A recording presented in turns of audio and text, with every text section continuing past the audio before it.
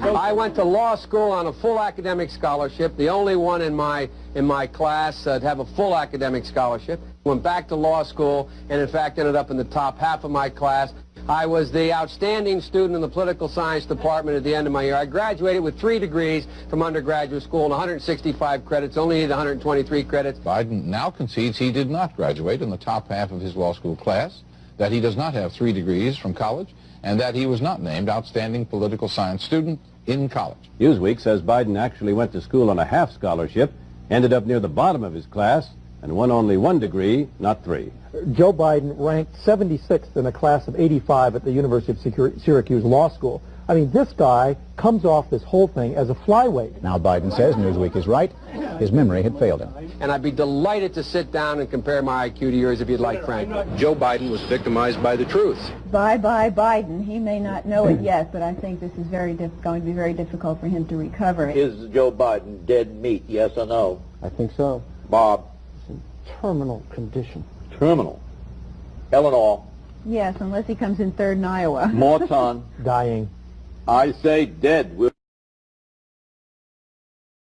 Got a full-page ad in major U.S. newspapers last year criticizing U.S. foreign policy. What would you do differently, Donald? I'd make our allies, forgetting about the enemies you can't talk to so easily, I'd make our allies pay their fair share. We're a debtor nation. Something's going to happen over the next number of years with this country, because you can't keep going on losing $200 billion, and yet we let Japan come in and dump everything right into our markets and everything. It's not free trade.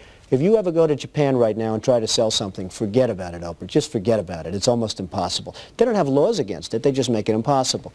They come over here, they sell their cars, their VCRs, they knock the hell out of our companies. And, hey, I have tremendous respect for the Japanese people. I mean, you can respect somebody that's beating the hell out of you, but they are beating the hell out of this country. Kuwait, they live like kings. The poorest person in Kuwait, they live like kings.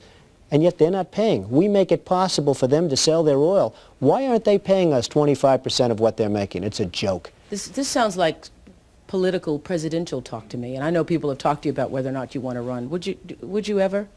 Probably not, but I do get tired of seeing the country ripped off. Why would you not? I just don't think I really have the inclination to do it. I love what I'm doing. I really like it. Also, it doesn't pay as well. No, it doesn't. But, you know, I just probably wouldn't do it, Oprah. I probably wouldn't, but I do get tired of seeing what's happening with this country. And if it got so bad, I would never want to rule it out totally, because I really am tired of seeing what's happening with this country, how we're really making other people live like kings, and we're not. What do you think of this year's presidential race, the way it's shaping up? Well, it's going to be very interesting. I think that probably George Bush has an advantage in terms of the election. I think that probably people would say that he's got like that little edge in terms of the incumbency, et cetera, et cetera. But I think Jesse Jackson's done himself very proud. I think Michael Dukakis has done one hell of a job.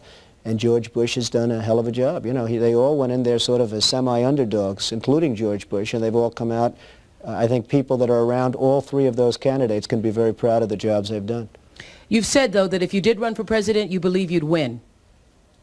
Well, I don't know. I think I'd win. I tell you what, I wouldn't go in to lose. I've never gone in to lose in my life. And if I did decide to do it, I think I'd be inclined, I would say that I would have a hell of a chance of winning, because I think people, I don't know how your audience feels, but I think people are tired of seeing the United States ripped off. And I can't promise you everything, but I can tell you one thing, this country would make one hell of a lot of money from those people that for 25 years have taken advantage. It wouldn't be the way it's been, believe me.